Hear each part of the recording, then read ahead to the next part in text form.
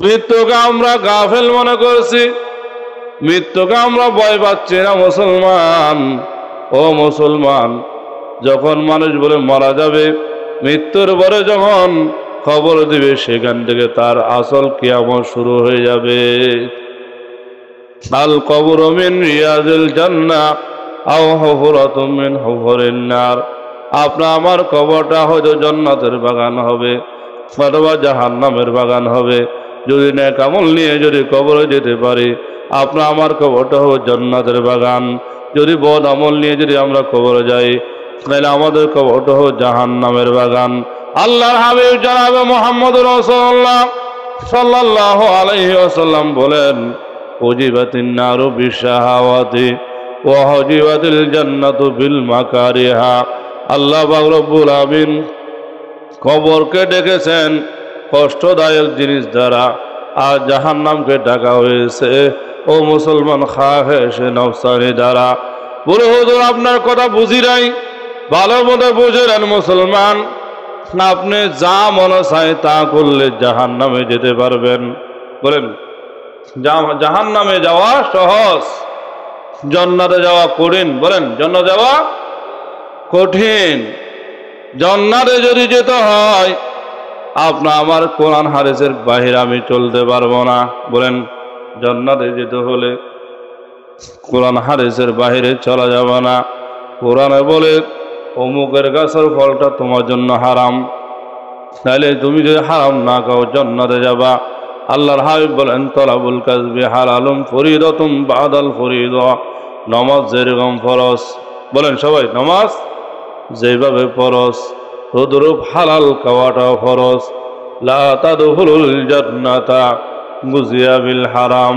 হারাম বক্ষণকারী কখনো জান্নাতে যাবে না। তাহলে আমি যদি আপনি যদি হারাম খাই, কোথায় যাবো বলুন তো ভাই? জাহান্নামে যাব। আম্মা বা'দু ফাউযু বিল্লাহি মিনাশ শাইতানির রাজিম। বিসমিল্লাহির রহমানির রহিম। ইয়া আইয়ুহাল্লাযীনা আমানুত্তাকুল্লাহ ওয়া কুনু মা'আস সাদিকিন। ওয়া ক্বালা আল্লাহু তাআলা يا أيها الذين آمنوا اتقوا الله حق تقاته ولا تموتن إلا وأنتم مسلمون. وقال رسول الله صلى الله عليه وسلم من سلم المسلمون من لسانه ويده أو كما قال النبي عليه الصلاة والسلام اللهم صل على محمد وعلى آل محمد كما صليت على إبراهيم وعلى آل إبراهيم إنك حميد مجيد. اللهم بارك على محمد وعلى آل محمد كما باركت على إبراهيم وعلى آل إبراهيم إنك حميد مجيد. ہر قدر حق درد المدام ہر قدر حق درد المدام جنت المأوى دور مقام. الحمدللہ আমরা সকলে মহান আল্লাহ পাক জাল্লা শানহুর দরবারে লাখো কোটি শুকরিয়া আদায় করি যে মহান আল্লাহ পাক রব্বুল আলামিন আপনাকে আমাকে সুস্থ রেখে সবল রেখে আল্লাহর ঘরে বেহেশতের বাগানে সকলের পূর্বে আসার বসার আমাকে বয়ান করার আপনাদেরকে বয়ান শোনার মতো যে আল্লাহ পাক তৌফিক দান করেছে আমরা সকলে মহান আল্লাহ পাকের দরবারে কালিমাতের শুকর আদায় করি সকলে বলি আলহামদুলিল্লাহ আরেকবার জোরে শুকরিয়া আদায় করে আলহামদুলিল্লাহ কেন শুকরিয়া আদায় করব আল্লাহ যেহেতু আমাদেরকে হায়াতে তৈয়বা দান করেছেন সুস্থ রেখেছেন সবল রেখেছেন ঠিক না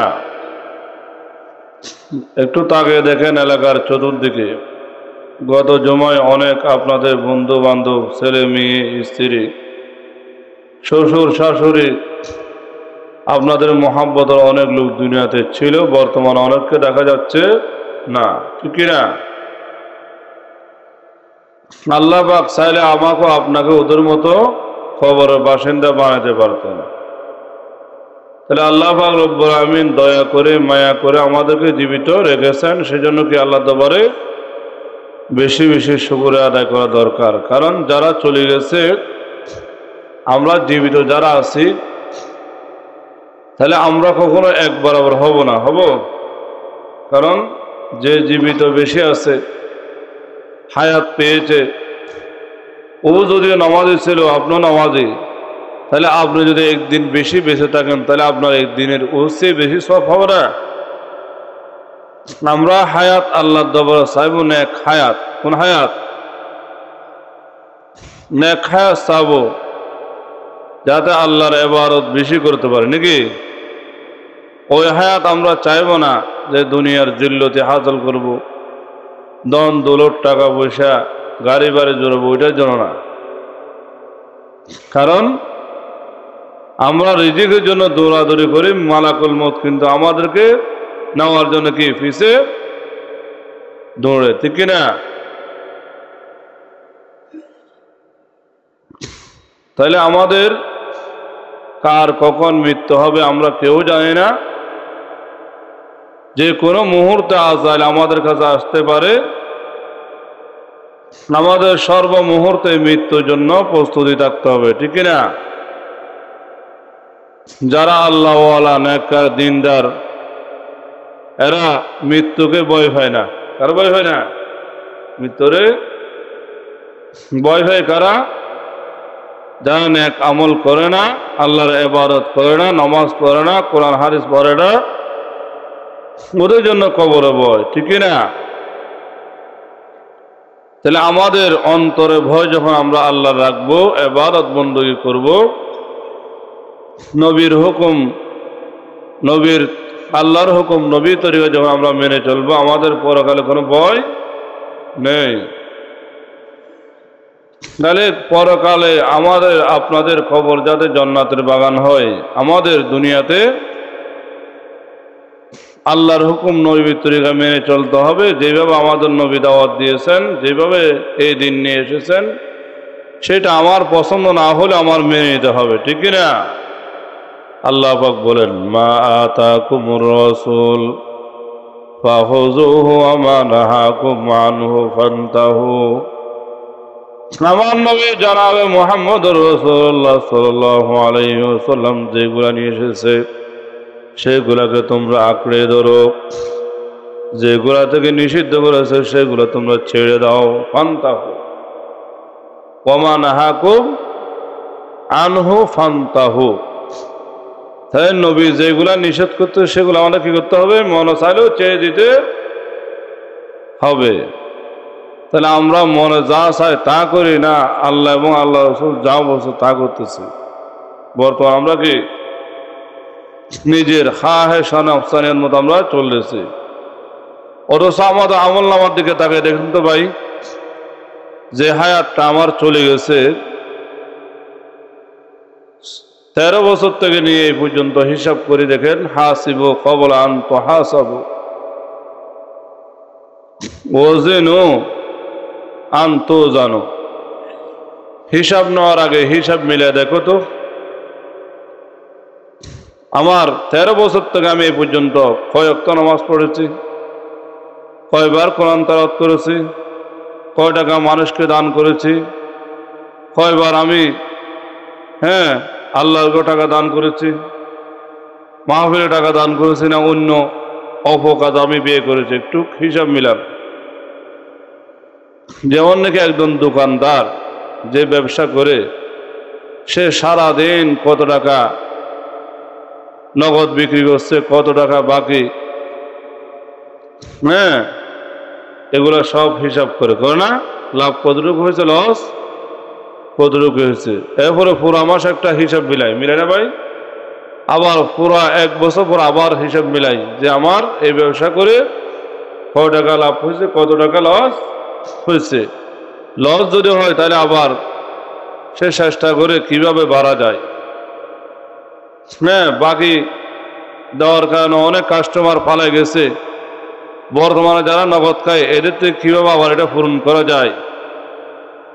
অথবা যারা নগদ খায় এদের দাম একরকম, যারা বাকি খায় ওদের আরেক রকম, দেখি না, দিয়ে যেভাবে হোক ও পুরাতে চাই। কোনটা যে আমার লস যাতে না হয়, দুনিয়াতে লস হলে কোনো ব্যবসায়ী ব্যবসা করবে না। কেন বলে এটা করে লাভ কি, তাহলে আটটা যাবে কেন, লস যাতে না হয়, কিনা হয়। তদরূপ আপনাকে আমাকে আল্লাহ রব্বুল আলামিন যে হায়াত দিয়েছে, ও মুসলমান, এই হায়াতের হিসাব আপনার আমার নেবে। বাঁচার কোন রাস্তা আমাদের কিয়ামতের ময়দানে নাই। আল্লাহ রব্বুল আলামিন কিয়ামতের ময়দানে আপনাকে আমাকে যখন আল্লাহু আকবার দাঁড় করাবে, ও মুসলমান, যাদের হাদিস শরীফ আছে, আনমরুহি ফিমা আফনাহু, তোমাকে যে আমি আল্লাহ রব্বুল আলামিন হায়াত দিয়েছিলাম, তুমি যে 60 বছর 70 বছর 30 বছর 40 বছর যে হায়াতগুলি তুমি পেয়েছো, তুমি কি কাজ করেছো, কি কাজ, এটার হিসাব দিতে হবে। 5টি প্রশ্নের উত্তর দেওয়া ছাড়া কোনি বনি আদম এক কদম সামনে আল্লাহর সামনে দিকে অগ্রসর হতে পারবে না। পারবে? ওয়ান শাবাবিহি ফিমা বলাহু, আমি আল্লাহ পাক যে তোমাকে যৌবনকাল দান করেছিলাম, যৌবনকালটা তুমি কোন কাজে ব্যয় করেছো।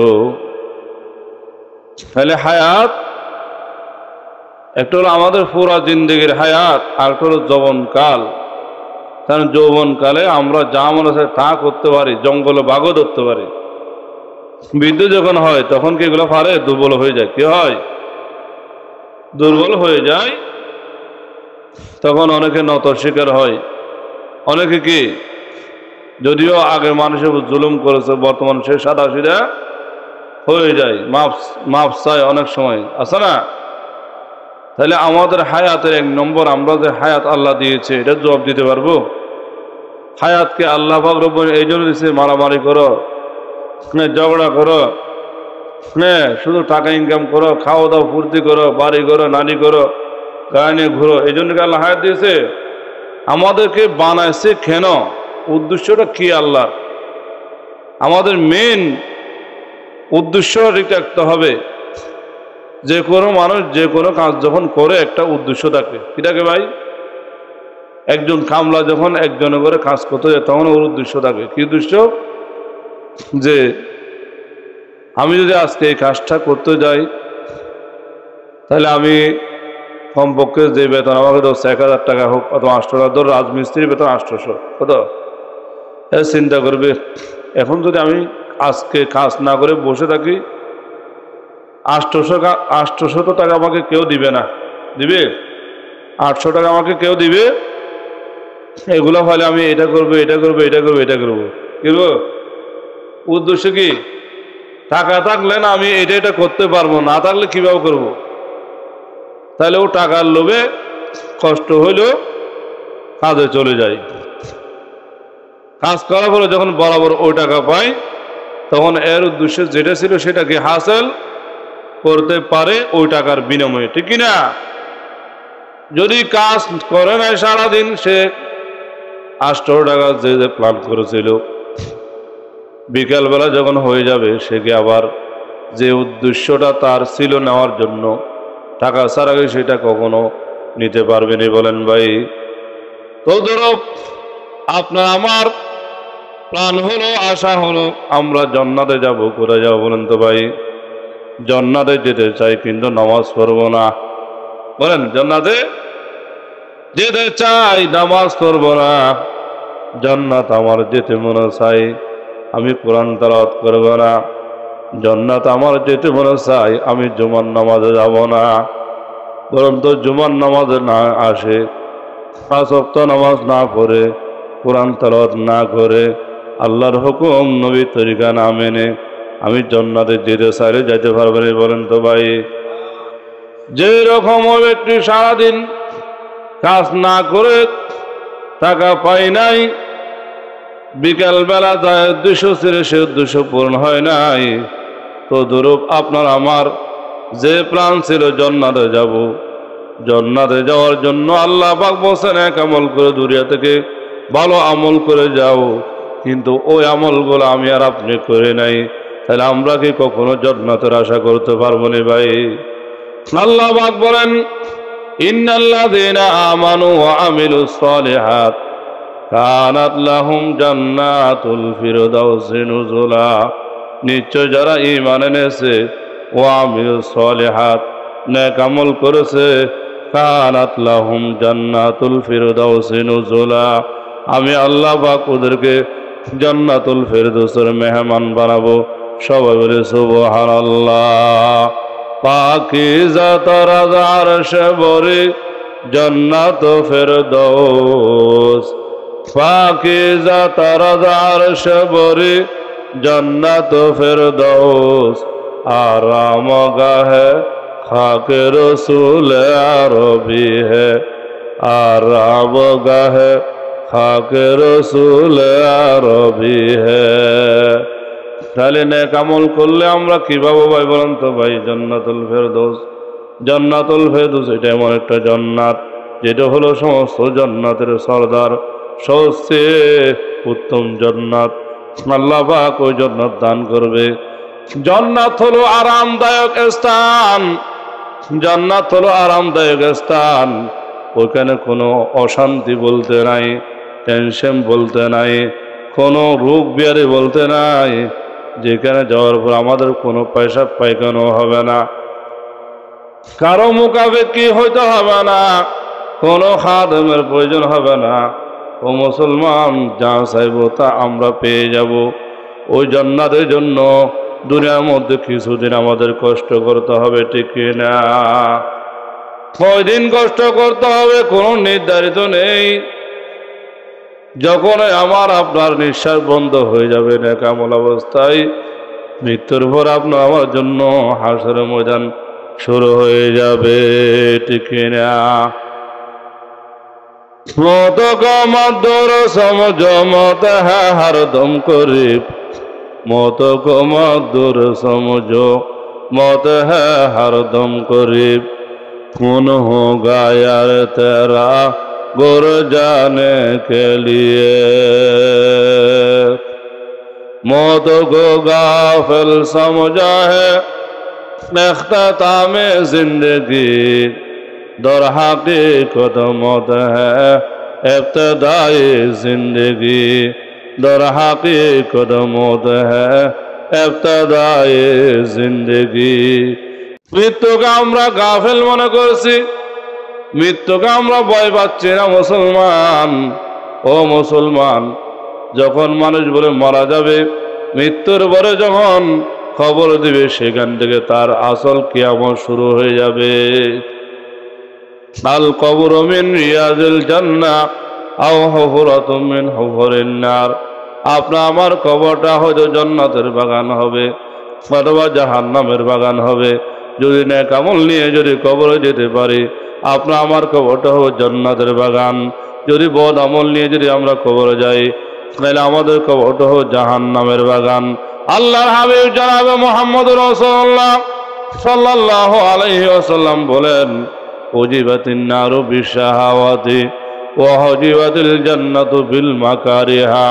আল্লাহ পাক রব্বুল আমিন কবরকে ডেকেছেন কষ্টদায়ক জিনিস দ্বারা, আর জাহান্নামকে ডাকা হয়েছে ও মুসলমান খাহেশে নফসানি দ্বারা।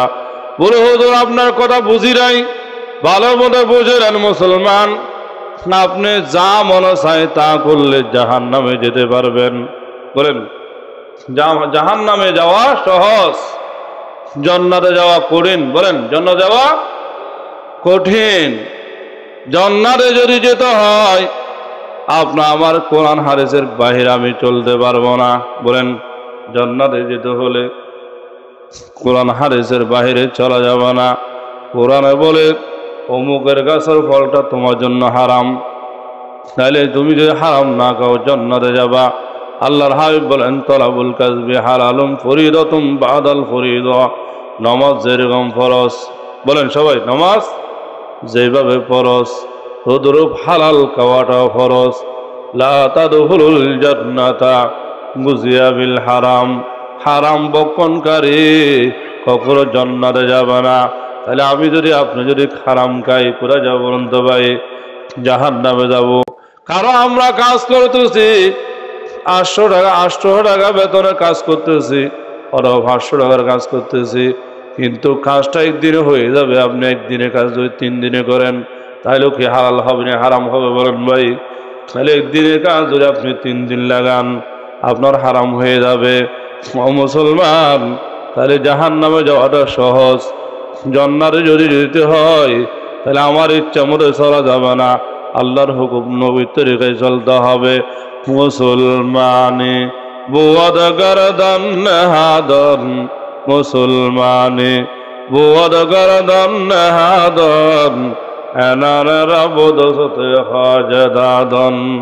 মুসলমান কারে বলা হয়? মুসলমান বলা হয় মুসলমানের গলার মধ্যে রশি লাগানো আছে। মুসলমান কিসের রশি?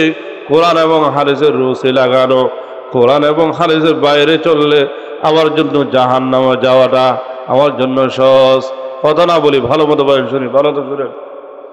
কুওয়াতনে খিনাদারে বর্মকুন, কুওয়াতনে খিনাদারে বর্মকুন, বরওজুদে হুসাতম বেহরমকুন, বরওজুদে হুসাতম বেহরমকুন। একটু চিন্তা করে দেখুন, আজকে একটু ঘরে যায় চিন্তা করবেন হুজুর যে কথাটা বলছে সত্যি না মিথ্যা। একটু আস্তে আস্তে ঘরে গিয়ে আপনি ভালো কাজ করার জন্য সময় পান না, খারাপ কাজ করার জন্য কেন পাগল হয়ে গেলেন? বলেন ভালো কাজ করার এই জিন্দাগানি সবর করদম দর হালতে মন্দগি, হেঁচা হাসল মন করদম সুদা হাসল পেশিমানি। জীবনটা চেহেল সালে উমরে আজিজ গুজাস, মেজাজে তু আদহালে তো হলে নগজ। 40 বছর 30 বছর 20 বছর 15 বছর আমার হায়াত থেকে চলে গেল, আমরা কোনো নেকামল করতে পারি না, 5 ওয়াক্ত নামাজ পড়তে পারি নাই, কোরআন তেলাওয়াত করতে পারি না, জিকির করতে পারি নাই, আল্লাহর হুকুম মেনে চলতে পারি নাই। একটু আফসোস করবেন। দুনিয়ার মধ্যে আমরা আফসোস করি কখন? দেখতেছি আমার সাথী ভাই আমার সাথে চলাফেরা করতো, একই খরচে লেখাপড়া করেছে, একই বয়সে পড়েছে, দেখা গেল আবার বুদ্ধ একটা বিল্ডিং মেরেছে, আর আমি এখনো ট্রেনে করে জোড়াতে পারি না, ভাড়া করে থাকি। তখন ওই বন্ধু আফসোস করে, আমি যদি আজকে ওর মতো চাকরি করতাম, যদি কোনোটা কাজকর্ম করতাম, টোটো কোম্পানি ম্যানেজার না হইতাম, আজকে তো আমি ওর মতো একটা ঘরে বিল্ডিং এর মালিক হইতে পারতাম। এই আফসোস আমাদের আছে কোনটা?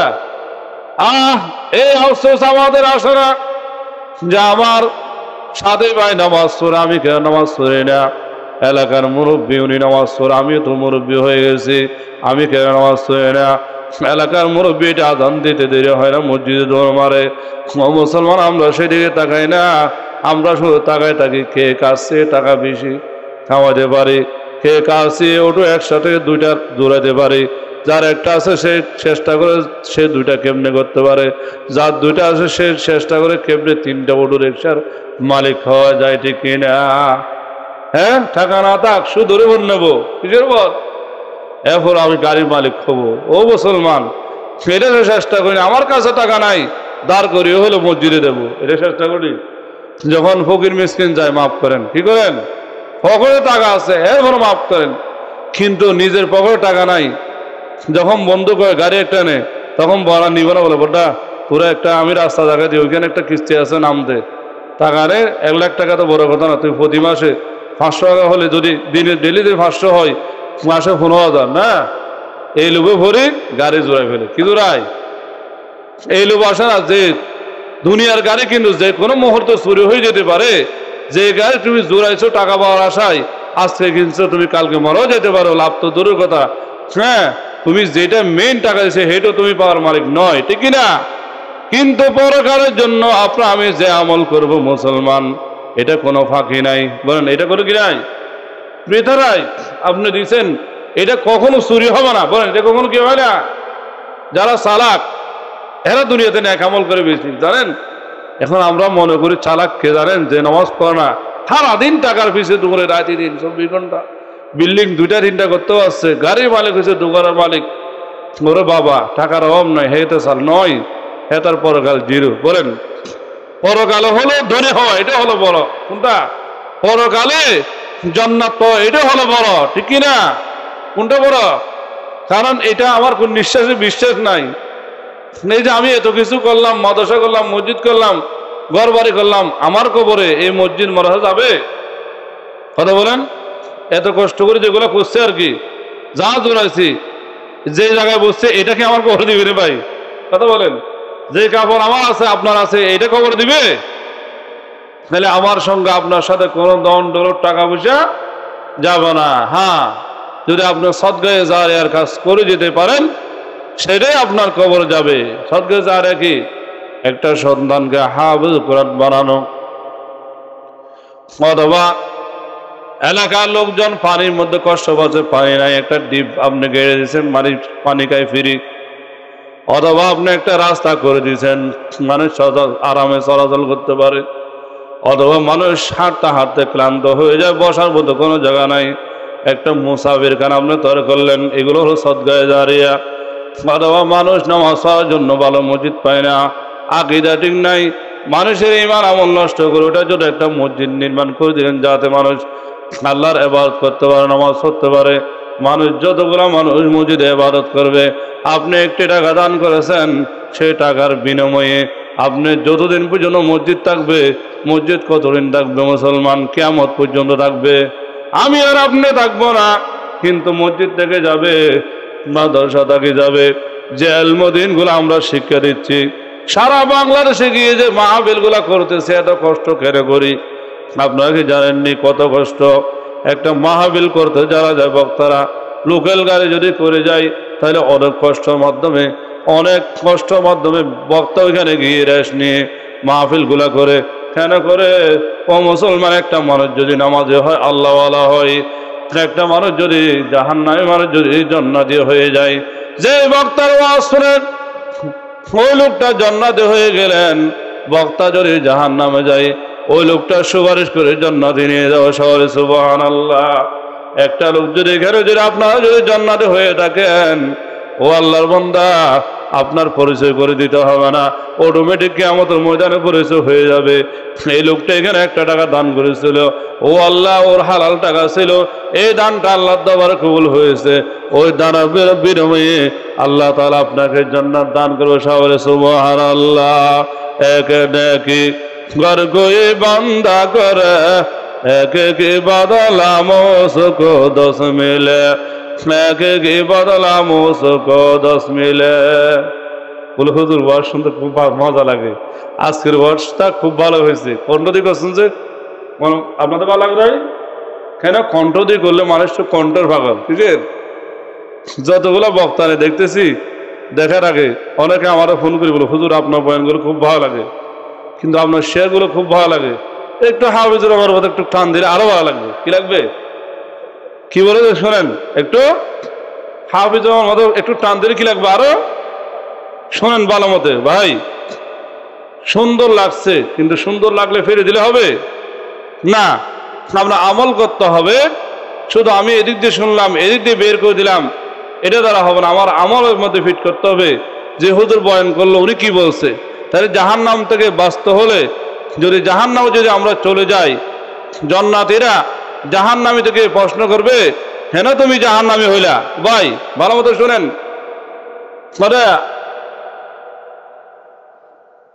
কথা ভালো মতো বুঝেন। জাহান্নামে কেন আসছো? ওয়ালাম নাকু মিনাল মুসাল্লিন, আমি নামাজে ছিলাম না, কি ছিলাম না? তাই নামাজ না পড়লে ঘুরে যেতে হবে। কথা বলেন আরো জোরে। কিয়ামতের ময়দানে কিসের হিসাব হবে? সর্বপ্রথম আউয়ালু মা ইউহাসাবু বিহিল আবদু ইয়াউমাল কিয়ামাতিস সালাহ, কিয়ামতের ময়দানে সর্বপ্রথম বান্দা বান্দির নামাজের হিসাব নেওয়া হবে। তাহলে নামাজের হিসাব আমাদের ঠিক আছে নি? আজকে মিলেন দেয়া 13 বছরের পর থেকে আপনি কয়েকটা নামাজ পড়ছেন, বুঝলেন নাই? যখন আমরা বালেক হয়েছে আর কি, বালেক তো 13 বছর থেকে হয়ে যায়, কি হয় মেয়েরা 12 বছর হলে গড় ঢোকে না? বছর মুরব্বীরা কর না, হ্যাঁ 12-13 বছর না, এই আর কি 12-13 বছর। তাহলে 12-13 বছর থেকে হিসাব শুরু। হিসাব কি? আমাদেরও এরকম, আমাদেরও কি মেয়েরা যেরকম আমাদেরও। তাহলে আজকে থেকে খেয়াল করবেন, কি ঘরে যায় একটা খাতা নেবেন, কি নেবেন? একটু বুদ্ধি দিই। এটা নবীদের অভ্যাস, আল্লাহর ওর অভ্যাস ছিল, লিখে রাখতো কে কত টাকা আমার থেকে পাই, কয়েকটা নামাজ আমি পড়ি নাই, বুঝলেন নাই, তার থেকে আমি পাই, এগুলা লিখে ওই মাথার পাশে বালিশের মধ্যে রাখতো, কভারে। কোথায়? তার মৃত্যুর পর অনেকে খুঁজে, আমার আব্বা এখানে কি কিছু রেখে গেছেন। আমরা তো খুঁজি টাকা, কি খুঁজি ভাই? কথা বলেন, কি খুঁজি? বলে কোনো আমার নামে জায়গা জমিন দিয়ে গেছেনি, বুঝলেন নাই? অনেকে বাপ মৃত্যুর আগে অসুস্থ যখন হয়ে যায়, আস্তে করে ভাই বোনকে টাকা টিপ একটা দিয়ে নেয়, কিনে এবার ওখানে গিয়ে কম্পিউটারে গিয়ে এবার লেখে বুয়া একটা, কোনটা আমার আব্বা জায়গা সব নামে দিয়ে দিয়েছে, বুঝলেন নাই? অত একটা সাইন নিয়ে ফেলে, ও তো ওই অবস্থা। এগুলো গুনাহ হবে, এগুলো করবেন না। কারণ ভাই বোন যা আছে তা বরাবর কি মিরাজ ভাগ করতে হবে, যেটা কোরআন আছে, হাদিস আছে, যে নিয়ম এরকম, বুঝলেন নাই? কারো টাকা যাবে না, হাদিস আছে, হ্যাঁ মান কথা মিরাস ওয়ারিসিহি কথা আল্লাহু মিরাসাল জান্নাহ। একটা হলো বান্দার হক, একটা হলো আল্লাহর হক। আল্লাহর হক হলো নামাজ পড়া, কি করা? ইবাদত বন্দেগী করা। বান্দার হক হলো অন্যকে বাইরে জমি আমি নিয়ে নিলাম, বোনে আমারটা নিল, এগুলো হলো ওর হক। যার হক তার দিতে হবে। বলে আমার ভাইয়ের তো আমি খাইতে পারবো না, এটা ইসলাম জায়েজ জানাই, যারটা তার। হ্যাঁ একই পরিবারে যদি একসাথে থাকে তাহলে এটা হলো ভিন্ন জিনিস, তখন তো খাবে কাটটা সব তো এক জায়গা আছে, বুঝলেন নাই? তেমনি আমরা অনেক জায়গায় দেখছি 5 ভাই আছে, সব এক ডেকসিতে খাই, যত টাকা আছে সব একে অ্যাকাউন্টে, সব এখান থেকে ভাঙচুর করে। এটা হলো আলাদা। এটা হলো আপনি পৃথক, তখন আমরা 2 ভাই, আমরা পৃথক। তাহলে আমার একটা টাকা আমার ছোট ভাই কি আমার পকেটেই নিতে পারবে? যে বলে বড় ভাইয়ের টাকা খাই আর গিয়েছি, না খাইতে পারবে না। যদি পৃথক হয় কি হয়? একসাথে থাকলে তাহলে কি নিতে পারবে, বুঝলেন নাই? তবে নেওয়ার আগে বলে নিতে হবে আবার, তাহলে বুঝছেন? তো এগুলো আমাদের সমাজ আছে বর্তমান নাই। তাহলে আমার অনুরোধ হলো আপনাদের কাছে, আমরা শয়তান অনুগত্য করবো, আমরা আল্লাহর অনুগত্য করব। কার? আল্লাহ বলছে ওয়ালা তাত্তাবিউ খুতুওয়াতিশ শাইতান ইন্নাহু লাকুম আদুউম মুবিন। তাহলে যারা আমরা নামাজ পড়ি না, আমরা কার অনুগত্য করি ভাই? শয়তানের। কার? শয়তান কি নামাজ পড়ে? নামাজ তো দূরের কথা, আল্লাহ বলছে একটা সিজদা করো, একটা সিজদা, ওইটা শুধু একটা সিজদা করছে। এই একটা আল্লাহর হুকুম মানে নাই। সে আজাজিল একজন আল্লাহওয়ালা হওয়ার পরেও ইবাদত করতে করতে সে কি হয়ে গেলেন? ইবলিস, শয়তান হয়ে গেল, হয় নাই? কি হলেন? আজাজিল ছিল, বুঝলেন নাই? বুঝলেন না? ফেরেশতাদের মতো মর্যাদা লাভ করছে। ফেরেশতা না বাদ দেখেন, ফেরেশতা তো নূরের তৈরি, জিন হলো আগুনের তৈরি, বোঝার জন্য। এখন আমরা ফেরেশতার সাথে উড়ে, ফেরেশতার দলে উড়ে নিয়ে যাই নয়, ও ফেরেশতা। এই জন্য বলা আছে, হাদিসে আছে, আমি কবিতার মাধ্যমে বলছি, আকবত গুর্গ জাদা গুর্গ সুয়ত আগর সে বাদমি বুজুর্গ সুয়ত। তেমন নাকি আপনি একটা ছাগলের বাচ্চা, একটা বাঘের বাচ্চা যদি আপনি ফালেন, হ্যাঁ একসাথে যদি আস্তে আস্তে বড় হয়ে গেলে ওই আপনার ছাগলের বাচ্চারে কি বাঘের বাচ্চা কে ফেলবে? কেন? বুঝি তো বিদার রেহা ওয়া গাদারতা ফিহা ফামান আমবাতান আন্নাকা জিবু। আমি আপনার সাথে গাদ্দারি করলাম, অর্থাৎ মালিকের সাথে গাদ্দারি করছে। কেন? বলে আমি তো বাঘের বাচ্চা। কি বাঘের বাচ্চা কি খায় বলেন তো ভাই? মানুষ খায়, ছাগল খায়, খায় না? তাই আকবত গুর্গ জাদা গুর্গ সুয়ত কোনো যদি এরকম খারাপ বংশের লোক আপনাদের সাথে আপনাদের ফ্যামিলিতে আস্তে আস্তে বড় হয়, সে আপনাকে দুদিন পর গলা চিবি ধরবে। কি ধরবে? হ্যাঁ, গলা চিবি ধরবে। হ্যাঁ, কিতাব আরো লিখতেছে লাইসাল্লাযী কদামাতা ওয়ালিদুহু ফাইন্নাল্লাযীমা এতিমাল ইলমা ওয়াল আদাবি। আমরা তো মনে করি কি জানেন, এতিম কারা? আমরা মনে করি যাদের মা বাবা নাই এরা এতিম। কিতাবের ভাষায় লিখতেছে এতিম হলো ওরা। লাইসাল এতিমুল্লাযী কদামাতা ওয়ালিদুহু, এতিম ওই ব্যক্তি নয় যার মা বাবা মৃত্যুবরণ করেছে, সে নয়। ফাইনাল এতিমা এতিমাল ইলমা ওয়াল আদাবি, এতিম হলো ওরা যার ভিতরে কোরআন হাদিস নাই। কি নাই? কথা বলেন, কি নাই? কারণ বড় এতিম কখন হবেন? ওই কবর যাওয়ার পরে বড় অসহায় হয়ে যাবেন, যাদের নামাজ নাই, কোরআন তালাওয়াত নাই, কোরআনে ইলম নাই, মসজিদ মাদ্রাসাকে ভালোবাসা নাই, মাহফিলকে ভালোবাসা নাই, সব সময় বিরোধী করছে। ওরা শুধু ওইখানে হায় আফসোস আর কাঁদতে থাকবে। কি করবে? ও সময় আফসোস করলে হবে না, এখন থেকে ভালো হয়ে যেতে হবে। কি হতে হবে? লাইসাল্লাযী কদামাতা ওয়ালিদুহু ফাইন্নাল্লাযীমা এতিমাল ইলমা ওয়াল আদাবি। 2 নম্বর হলো যার ভিতর আদব নাই। কি নাই? মুরব্বীকে সম্মান করে না, মুরব্বীদেরকে সম্মান করে না, মা বাবাকে সম্মান করে না, বাবার সমতুল্য যারা আছে এদেরকে সম্মান করে না। ও নিজেই মনে করে আমি অনেক কিছু, যে নিজেকে অনেক কিছু মনে করে মুরব্বী মানে না, সে কিন্তু ধ্বংস। সে কি বলেন? শয়তান বলছিল গুপ্ত শয়তা মনজা আদম বেহতরম তাকে আমার গসমুল আজরম। শয়তান মনে করছিল কি আমি আদম হচ্ছে ভালো, বুঝলেন নাই? আদম মাটির তৈরি, আমি হলাম আগুনের তৈরি, আগুনের সব হলো উপর দিকে ওঠা, আমি কেন নত হব? আদমকে এখানে সেজদা করবো, ধ্বংস। ঠিক কিনা?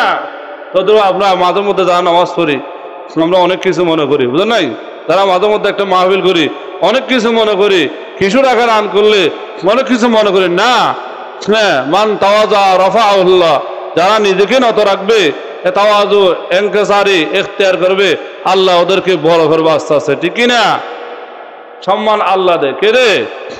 নিজের সম্মান নিজে দিতে হবে, আল্লাহ দ্বারা তুলে দুনিয়ার কেউ ওনাকে নিচে করতে পারবে না। তাহলে আপনাদের কাছে হাত জোর অনুরোধ হলো, আমরা সবাই 5 ওয়াক্ত নামাজ পড়বো। কি বলেন? একটু ক্যামেরা গুলো আমি একটু সাক্ষী রাখি, আল্লাহর দরবারে বিচার দেবো। আমিও তুলছি, বলেন, হাত তোলেন সবাই। আমরা মুসলমান ভাই, আমরা কি? কথা বলেন, আমরা কি? এখানে কোনো হিন্দুর বাচ্চা এখানে আসছে? কোনো এসকনের সদস্য এখানে এসেছে? আমরা মুসলমান, আমরা কি? বলেন হুজুর, আল্লাহকে সাক্ষী রাখতেছি। বলেন অযথা কখনো নামাজ ছাড়বো না।